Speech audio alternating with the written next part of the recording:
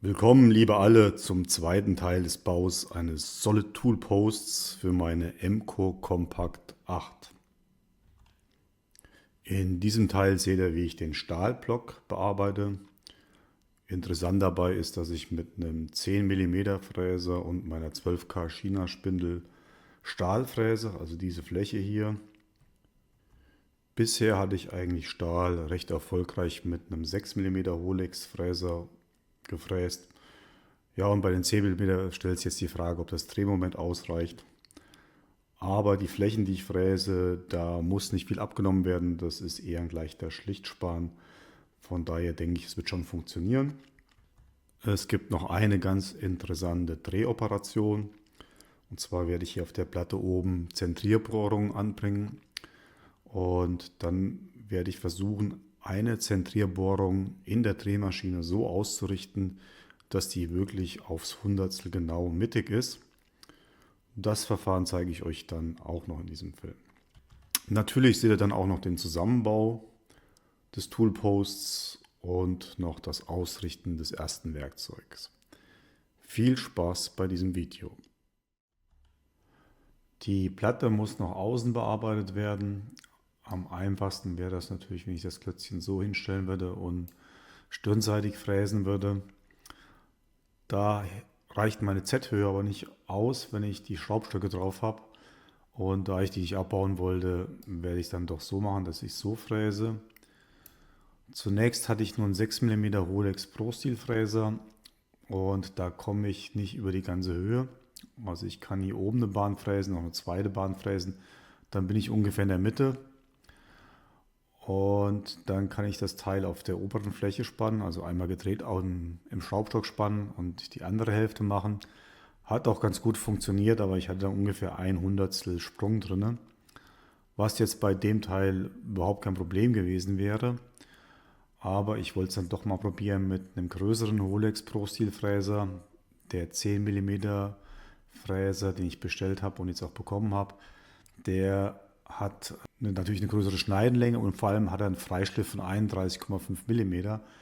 Also da kann ich diese Fläche mit bearbeiten, zwar nicht auf einmal, aber auf zweimal. Also einmal oben eine Bahn und einmal unten eine Bahn fräsen. Und damit lassen sich die Flächen dann fräsen. Und das wollte ich auch mal machen, um zu schauen, ob das Drehmoment von der Spindel ausreicht. Wobei ich da nur mit einem Schlichtspan über alle Flächen drüber gehe. Also das meiste, was ich abnehmen muss, sind glaube ich 3 oder 4 Zehntel auf einer Seite. Für die Bohrung habe ich ein kleines CNC-Programm mit Fusion erstellen lassen. Da werden aber nur die Bohrungen anzentriert und durchgebohrt wird dann auf der Ständerbohrmaschine.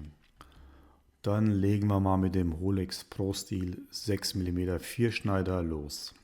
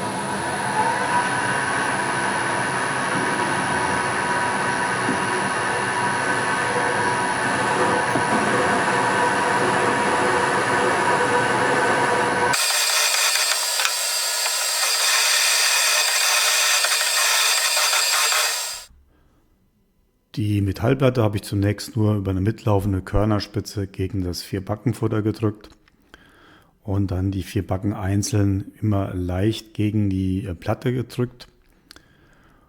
Und im nächsten Schritt würde ich jetzt versuchen, mit einer mitlaufenden Spitze und mit einer zweiten Spitze das noch etwas genauer auszurichten. Zunächst hatte ich ja nur die mitlaufende Spitze hier eingedrückt und dann langsam von den Seiten zugefahren.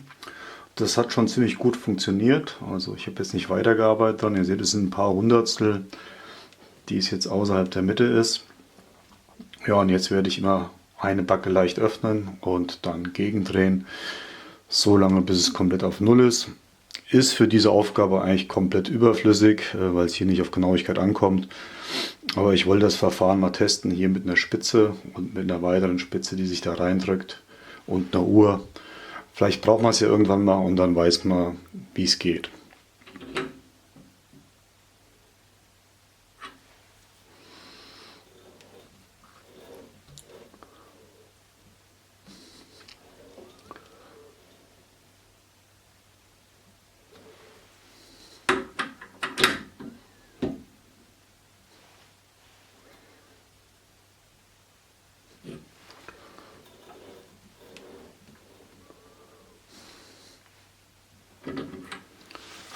So, ich denke, so ist es jetzt schon richtig gut.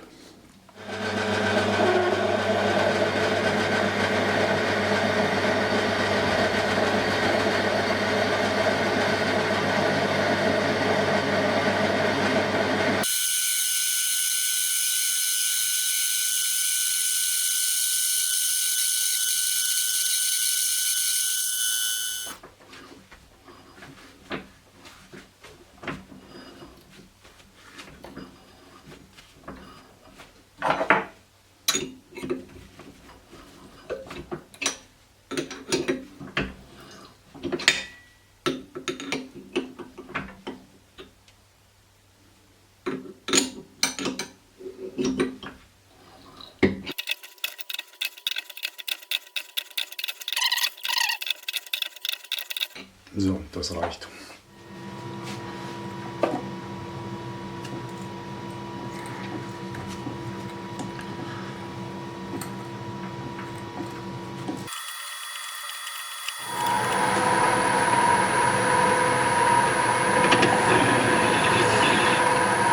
Dann schrauben wir es einfach mal zusammen.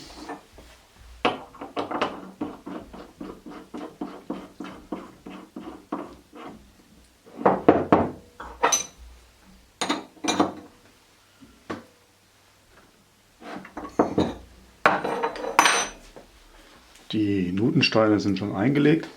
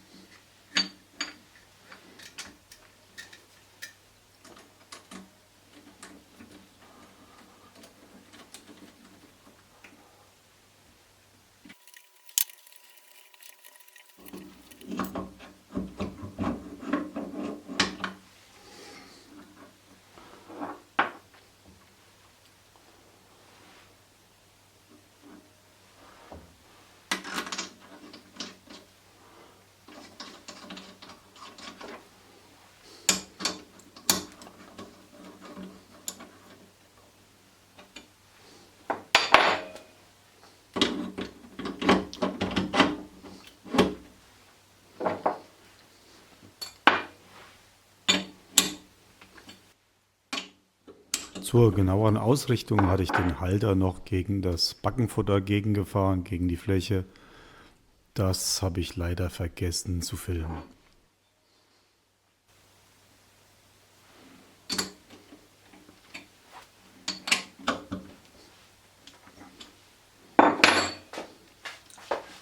Jetzt können wir das erste Werkzeug gerade mal auf Mitte einstellen.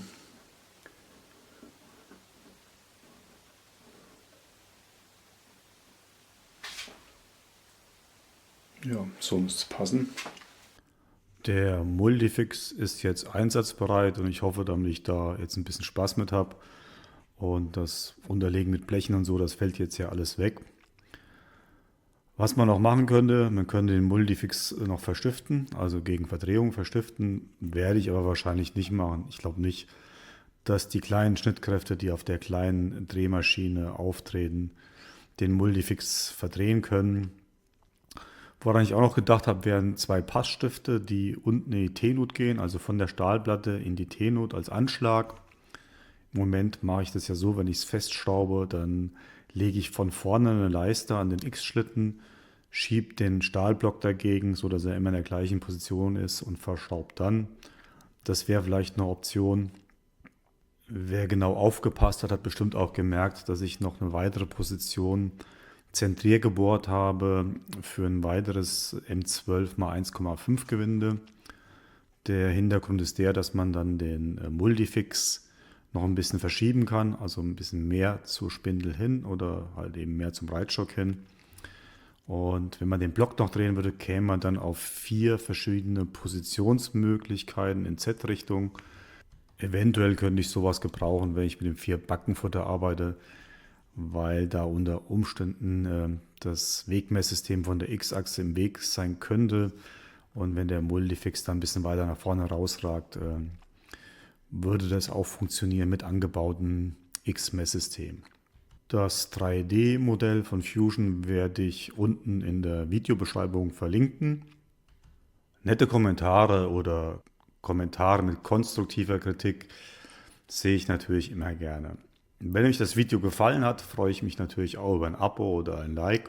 Ja, das war es jetzt schon wieder von mir zu dem Solid Tool Post auf meiner kleinen Emco Kompakt Drehmaschine. Bis zum nächsten Mal, euer Anton. Ciao.